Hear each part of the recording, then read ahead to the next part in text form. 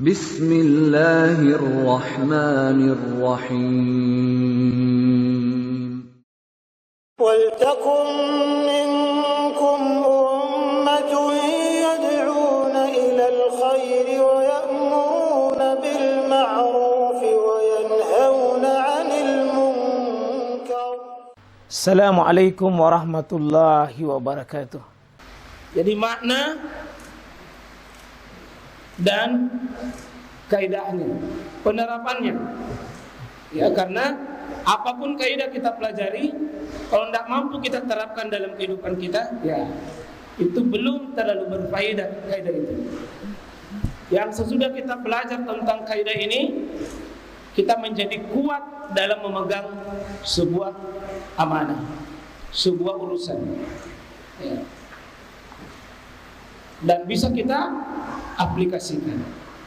Ya, seperti yang aku ini mau makna, Anda sebelum pamit dengan ibu dan bapak, Anda menerima mau menghafal, iya nak. Anda selepas, itu amanah itu.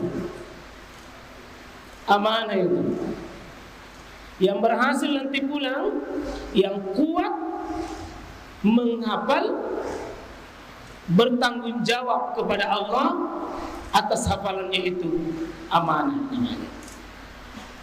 Bayangkan kalau dibayarkan tiap bulan, ibu bapak menyangka bahwa kita sungguh-sungguh di sini, lalu seenaknya menghafal, atau seenaknya berada di sini. Dia khianati orang tuanya, dia khianati gurunya, dia khianati ustaznya. Mari bapak-bapak, kalau kita pergi cari nafkah, Pak, cari rezeki di sisi Allah. Fokus buat keluarkan puncak tenaga, itu kawi. Dalam menjemput rezeki yang kita tugaskan itu, kita takut kepada Allah, itu amanah. Karena tidak ada amanah tanpa khasyatullah. Tidak ada amanah kalau dia tidak takut sama Allah. Inti dari amanah adalah sandaran hatinya khasyatullah wa tarki hasyatin nas. Dia takut kepada Allah dan mampu meninggalkan takut pada manusia, kepada makhluk. Itu amanah itu. Syaikhul Islam Ibnu Taimiyah, ciri dari sebuah amanah kalau dia sudah takut kepada Allah, merasa diteropong sama Allah, merasa diawasi oleh Allah, merasa dipantau sama Allah, diketahui seluk-beluk dirinya, sekecil apapun ucapannya, goresan hatinya, dirinya di hadapan Allah, itu baru bisa amanah. Orang yang tidak jujur, Pak, kehilangan amanah. Itu orang munafik, 3 ciri khasnya. Wa iza tu'mina khana, apabila diberikan amanah dia khana, khianat dia. Dan pastikan kalau ada orang suka berbohong, itu ciri-ciri kurang amanah. Suka berbohong itu ciri tidak amanah. Meskipun dia kuat, tapi sering berbohong, kita menangis atas kesedihan tidak mampu hadir dengan menegakkan amanah. Ada juga mungkin nanti suatu saat amanah, tahajudnya bagus, puasa Senin Kamisnya bagus, hafalan Qur'annya bagus, tapi loyo cita-citanya, lemah pikirannya, lemah fisiknya, itu berarti tidak kawi. Tidak kawi. Ada orang cerdas, ada orang pintar, fisiknya kuat, tapi sering menzalimi orang. Itu tidak amanah. Pak, tolong dibantu saya. Dan sebelum Bapak jawab, mohon dipikir dulu. Jika kuat dan amanah bisa disatukan, itu yang paling ideal. Saya ulangi. Kuat, al-qawi dan amanah pada seseorang dalam mengerjakan sebuah urusan.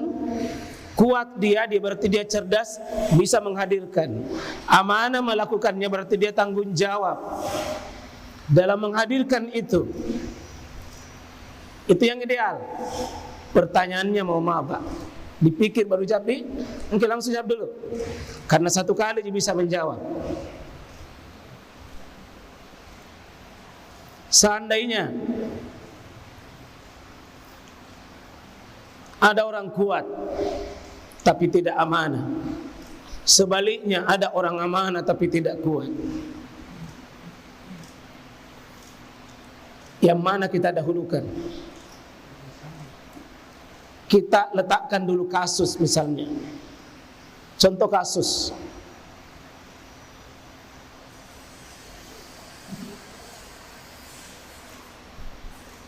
Memimpin peperangan. Dalam sebuah peperangan. Kasus berperang. Tahu? Memilih pemimpin di situ, pemimpin komandangnya, pasukannya, dalam melawan orang kafir, melawan kaum musyrik, melawan kaum munafik. Yang mana kita pilih? Ada pemimpin kuat, kokoh, tapi dia sholatnya mungkin belum bagus, puasanya belum bagus, pemahaman Islamnya belum bagus. Tapi ada satu, salat malamnya bagus, tahajudnya bagus, puasanya bagus, zikirnya bagus, hubungan dirinya dengan Allah bagus, tapi fisiknya lemah, dia tidak kuat. Satu kasus, tolong yang memilih al-qawi didahulukan di sini, yang kuat fisiknya tetapi mungkin ada bermaksiat, mungkin sering dia salah, mungkin sering dia belum tegak hukum-hukum yang lain, tapi kuat fisiknya. Siapa memilih sini? Tidak ada. Atau dipikir dulu ya. Sebaliknya, orang soleh bagus hubungan dirinya kepada Allah, tapi fisiknya lemah, tidak bisa memimpin peperangan.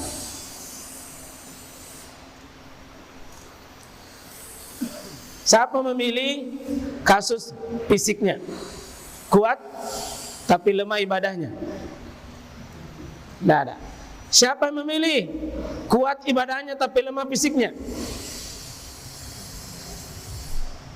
Iya. Siapa yang tidak memilih dua-duanya?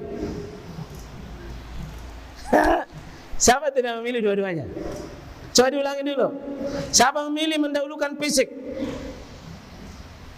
1, 2, 3, 4. Siapa memilih kekuatan ibadahnya, kejujurannya, amanahnya? Siapa yang tidak memilih dua-duanya? Ini tidak amanah. Kan disuruh pilih salah satunya. Tapi siapa yang bisa bantu saya? Yang memilih dulu tadi fisiknya. Yang pertama Ustaz Iwan tadi ya? Atau amanah ya?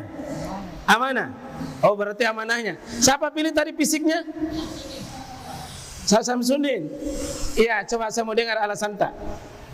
Fisiknya. Bisa berdiri sedikit supaya lain bisa dengar? Bisa supaya kasih dengar sedikit. Ibu-ibu ini saya tidak tanya karena kita jauh, tapi pasti ibu terbagi dua juga. Ya, bisa. Jika ada dua tipe begini, satu dia misalnya tidak bisa bertemu, maka cara untuk mengatasi itu, kalau pemimpinnya dibutuhkan orang kuat, tapi dia tidak kuat, maka usahakan pendampingnya itu orang kuat. Sebaliknya, jika dibutuhkan orang amanah tapi tidak kuat, tidak amanah, carikan pendampingnya orang yang amanah untuk bisa tertutupi itu. Mungkin sulit memang ini bertemu dua-duanya. Tapi ada tulisan bagus sekali kalau bisa kita baca ini.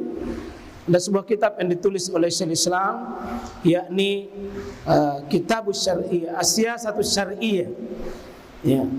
Politik dalam syariat atau Islam ini, ya, yasluhu yang memperbaiki, ya, ar-ra'i war-ra'iyah fil Islam. Untuk memperbaiki kepemimpinan, memperbaiki yang dipimpin dan yang memimpin. Syekh Islam Ibnu Taimiyah memberikan solusi.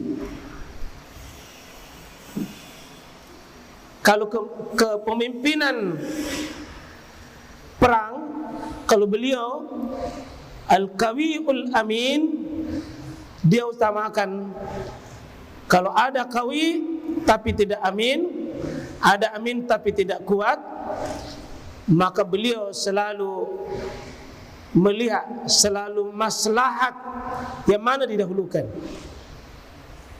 Tapi Pak, kalau peperangan melawan orang kafir, apa yang dibutuhkan? Amanah atau kekuatan? Amanah atau kekuatan? Amanah atau kekuatan? Iya, dua-duanya. Dua-duanya. Tetapi kata Syekh Islam Ibnu Taimiyah, kalau kesolehan itu untuk diri tak lebih banyak. Jika kesalahan